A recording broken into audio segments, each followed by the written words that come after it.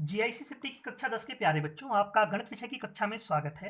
प्यारे बच्चों, आज हम समांतर श्रेणी के योग के सूत्र अर्थात Sn बराबर n/2 गुणा 2a प्लस n-1 गुणा d के अनुप्रयोगों पर आधारित कुछ उदाहरणों का अध्ययन करेंगे। हमारा आज का पहला उदाहरण इस प्रकार है। हमें संख्या 8 के प्रथम 15 गुणजों अर्थात मल्टीपल्स का योगफल ज्ञात करना है। यानी कि हमें ज्ञात करना है कि अगर संख्या 8 के पहले 15 गुणज अर्थात मल्टीपल्स को जोड़ा जाए तो उनका योगफल क्या प्राप्त होगा। प्यारे बच्चों, हम जानते हैं कि किसी भी संख्या के जो क्रमागत गुणज होते हैं वे एक समांतर श्रेणी का निर्माण करते हैं। अतः संख्या 8 के जो प्रथम 15 गुणज होंगे वे भी एक समांतर श्रेणी बनाएंगे। अतः हम कह सकते हैं कि संख्या 8 के प्रथम 15 गुणजों से बनी एपी अर्थात समांतर श्रेणी निम्नवत होगी।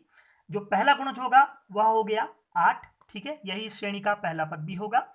8 का जो अगला गुणज होता है वह होता है 8 दूनी 16, यह इस समांतर श्रेणी का दूसरा पद होगा। इसी प्रकार जो तीसरा गुणज होता है 8 का 24, वह श्रेणी का तीसरा पद बनाएगा। इसी प्रकार चौथा गुणज यानी 8 चौका 32, यह श्रेणी का चौथा पद होगा। इसी प्रकार पांचवा पद 8 पंजे 40, यह श्रेणी का पांचवा पद होगा। 8 छक्का 48, यह इस समांतर श्रेणी का छठा पद होगा। इसी प्रकार से और भी पद लिखे जा सकते हैं। अब यदि हम इस श्रेणी का अवलोकन करें तो हम यह देख सकते हैं कि यहाँ जो पहला पद है वह है कितना 8, इसलिए ए हो जाएगा कितना हमारा 8 हो जाएगा इस श्रेणी के लिए। और इस श्रेणी के संगत जो सार्वंतर है डी, उसका मान ज्ञात करने के लिए हम दूसरे पद में से पहले पद को घटा लेते हैं, यानी कि यह हो जाएगा 16 माइनस 8 यानी कि 8। तो इस प्रकार पहला पद भी 8 हो गया और सार्वंतर डी भी 8 हो गया। अब हमें इस श्रेणी के 15 गुणजों का योग ज्ञात करना है, यानी कि इस श्रेणी का 15 पदों तक योगफल ज्ञात करना है। तो हमारे पास जो n का मान है वह हो जाएगा कितना 15। हम लिखेंगे n बराबर कितना 15। हम जानते हैं कि Sn का सूत्र होता है, Sn बराबर होता है n/2, n पदों का योग Sn होता है n/2 गुणा 2a प्लस n-1 गुणा d। अगर इस सूत्र में हम n के स्थान पर 15, a के स्थान पर 8 और d के स्थान पर भी 8 लगाएं तो हमें क्या प्राप्त होगा, S 15 यानी कि दी गई श्रेणी का 15 पदों तक योग बराबर हो जाएगा कितना 15/2 और 2a यानी कि 2 गुणा 8 प्लस n-1 यानी कि 15-1 गुणा d की जगह भी कितना हो जाएगा 8 हो जाएगा। ठीक है, हमने क्या किया, जहां जहां इस सूत्र में n था वहां वहां 15 लगा दिया और जहां जहां a था वहां वहां 8 और जहां पर d था वहां भी d का मान 8। अब अगले चरण में हमें प्राप्त होगा 15/2, 2 गुणा 8 करेंगे तो कितना हो जाएगा 2 अट्ठे 16। इसी प्रकार यहाँ पर 15 में से 1 घटाएंगे तो 14 प्राप्त होगा, तो हम लिखेंगे 14 गुणा 8।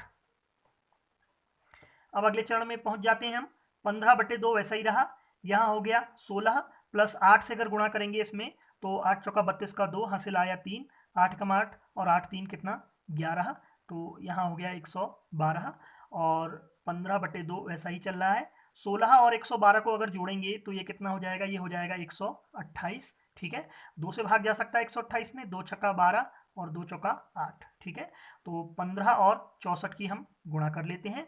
15 और 64 की अगर गुणा करेंगे तो 15 चौका 60 का 0, हासिल लगा कितना 6, 15 छक्का 90, 90 और 6 हो गया कितना 96, यानी कि हमें 15 जो गुणज हैं 8 के प्रथम उनका योगफल ज्ञात हो गया है 960। तो इस प्रकार हम कह सकते हैं कि 8 के प्रथम 15 गुणज अर्थात मल्टीपल्स का योगफल 960 होगा। हमारे आज के अगले उदाहरण में हमें ऐसे प्रथम 40 धन पूर्णांकों का योग ज्ञात करना है जो कि 6 से विभाज्य हो, यानी कि जो 6 से कट जा रहे हों। हमें ऐसी पहली 40 धनात्मक पूर्णांक रूप की संख्याओं का योगफल ज्ञात करना है जो कि 6 से कट जा रही हों। यानी एक प्रकार से इस प्रश्न में भी हमें 6 के जो 6 से कट जा रही होंगी संख्या वो निश्चित रूप से 6 के गुणज होंगे। जैसे 6 कम 6, 6 से कट जा रहा है, 6 दूनी 12, ये भी 6 से कट जा रहा है। 6 का तीसरा गुणज 18, वो भी कट जा रहा है देखिए 6 से। तो यानी एक प्रकार से इस प्रश्न में हमें 6 के प्रथम 40 गुणजों का योग ज्ञात करना है। और हम अभी भी देख चुके हैं और हम पहले से भी ये जानते हैं कि किसी भी संख्या के जो गुणज अर्थात मल्टीपल्स होते हैं वे एक समांतर श्रेणी का निर्माण करते हैं। अतः हम कह सकते हैं कि ऐसे धन पूर्णांक जो कि 6 से विभाज्य हों उनसे बनी समांतर श्रेणी इस प्रकार होगी।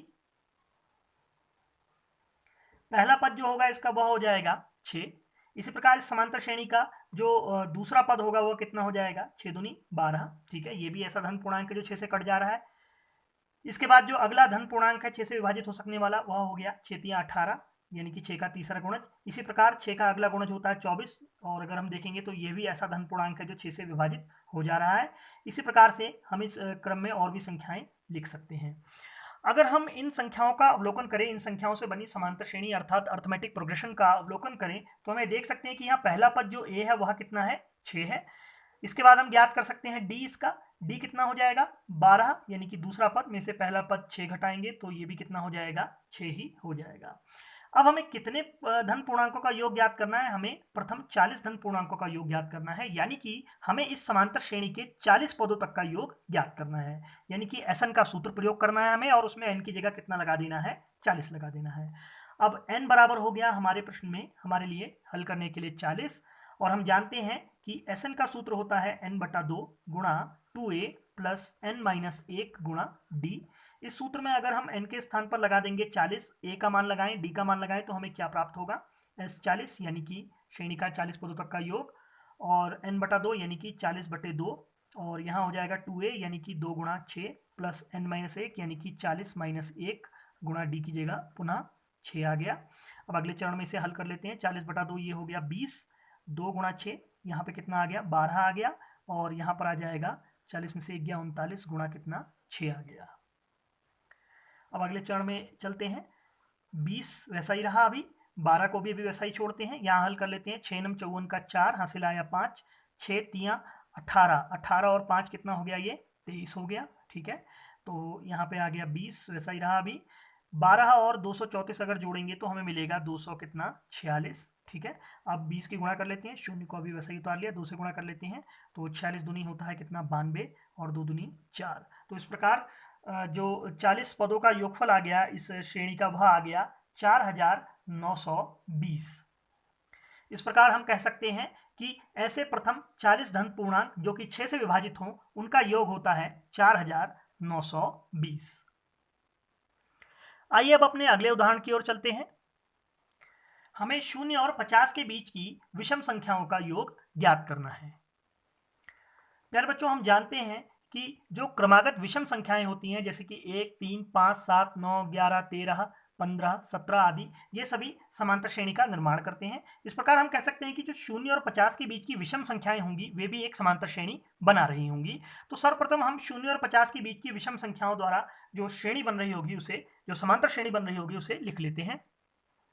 0 और 50 के बीच की जो विषम संख्याएं हैं, इनके द्वारा बनी समांतर श्रेणी निम्नवत होगी। जो पहली, इसका जो पहला पद होगा इस श्रेणी का, वह हो जाएगा कितना, 1 हो जाएगा। ठीक है, ये, और उसके बाद जो अगला होगा वो पद क्या कितना हो जाएगा, 3 हो जाएगा। इसके बाद अगला पद कितना होगा, 1 और 3 के बाद अगली विषम संख्या होती है 5।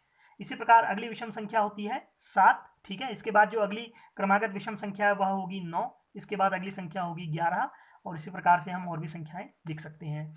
अब जो अंतिम विषम संख्या होगी 0 और 50 के बीच की, वह कितनी होगी?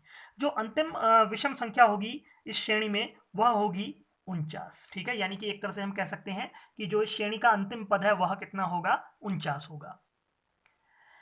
इस प्रकार हम कह सकते हैं कि हमें अब इस समांतर श्रेणी का योगफल ज्ञात करना है, जिसका अंतिम पद हमारे पास है कितना, 49 है। ठीक है, तो अगर हमें इस श्रेणी में कितने पद हैं यह ज्ञात हो जाए, तो हम सुगमतापूर्वक इस श्रेणी का योगफल ज्ञात कर सकते हैं। इस हेतु हम मान लेंगे कि जो ये 49 है, जो श्रेणी का जो अंतिम पद है, यह इस पद को थोड़ी देर के लिए हम मान लेंगे कि यह nवां पद है इस श्रेणी का। तो हमने मान लिया, माना an बराबर 49 है, यानी कि ये जो 49 है यह श्रेणी का nवां पद है। ठीक है, अब इस श्रेणी का अगर हम अवलोकन करें तो हम देख सकते हैं कि a बराबर कितना है, यहाँ पर 1 है, और सार्वंतर d का मान भी ज्ञात कर लेते हैं। ये हो जाएगा 3 - 1 यानी कि कितना, 2। हम जानते हैं कि an का सूत्र होता है a प्लस n-1 गुणा d। किसी भी समांतर श्रेणी का जो पद विशेष ज्ञात करने का सूत्र होता है, ये हम इसका अध्ययन कर चुके हैं। nवें पद का सूत्र होता है an बराबर a प्लस n-1 गुणा d, जहां n पद का क्रमांक, a प्रथम पद तथा d सार्वंतर है। अब इसमें अगर हम मान लगाएं an के स्थान पर 49, ठीक है, क्योंकि हमने जो अंतिमवा पद है 0 और बीच की विषम संख्याओं द्वारा बनी श्रेणी का, इसे हमने nवां पद मान लिया है, तो an के स्थान पर हमने लिख दिया कितना, 49। ठीक है, a के स्थान पर आ गया 1, n-1 हमको नहीं पता n कितना है, और d के स्थान पर कितना आ जाएगा, 2 आ जाएगा। अब 1 को अगर पक्षांतरित करें तो 49 - 1 हो जाएगा ये। और यहाँ पर इसको भी वैसे ही रहने देते हैं, n-1 गुणा 2, चाहे तो गुणा भी कर सकते थे हम, ठीक है, गुणन की योग पर वितरकता के द्वारा 2 की गुणा n में भी हो जाती, 2 की गुणा -1 में भी हो जाती। अब ये 49 में से 1 गया, यहाँ कितना बचेगा 48। अब इस 2 को भी पक्षांतरित कर देते हैं बाएं पक्ष में, तो ये 2 अभी गुणा में है, वहाँ जाके किस में आ जाएगा, भाग में आ जाएगा, और यहाँ बचेगा कितना n-1। 48 में 2 का भाग देंगे तो ये हो जाएगा 24 बराबर n-1। इससे निष्कर्ष निकलता है कि n का मान हो जाएगा, अगर 1 को पक्षांतरित करेंगे तो 24 में जुड़ जाएगा, n का मान हो जाएगा 24 और 1 25। यानी कि ये जो 0 और 50 के बीच की जो विषम संख्याओं द्वारा समांतर श्रेणी बन रही है, इसमें कुल मिलाकर 25 पद होंगे, यानी कि 25 विषम संख्याएं होंगी 0 और 50 के बीच में, और जो 25वीं अंतिम विषम संख्या होगी वह होगी 49। ठीक है, अब हम इसका योग सुगमतापूर्वक ज्ञात कर सकते हैं।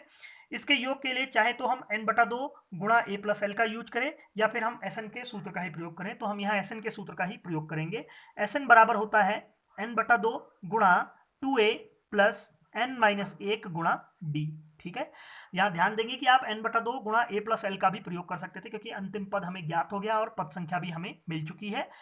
अब SN का मान जो है n/2 गुणा 2a प्लस n-1 गुणा d, जो हम इस सूत्र को प्रयोग कर रहे हैं, इसमें अगर हम n, a और d के मान को प्रतिस्थापित करें तो क्या मिलेगा हमें, S25, यानी कि जो अभिष्ट योगफल है 25 संख्याओं का जो इनके बीच में आ रही है विषम संख्याएं, n/2 यानी कि 25/2, 2a यानी कि 2 गुणा 1 प्लस n-1 यानी कि 25 - 1 गुणा d के स्थान पर भी 2 आ गया। ठीक है, 25/2 अभी वैसा ही रहा, 2 1 कब 2 हो गया यहाँ बचा 24 और 2 की गुणा करेंगे, 24 दूनी कितना हो गया 48 हो गया। अगले चरण यहीं पे लिख लेता हूँ, 25/2 48 और 2 कितना हो गया यहाँ पर 50 हो गया, 2 से कट जाएगा ये 25 बार, 25 गुणा 25 यानी कि 25 का वर्ग होता है 625। तो इस प्रकार हम कह सकते हैं कि 0 और 50 के बीच की विषम संख्याओं का योगफल होता है 625।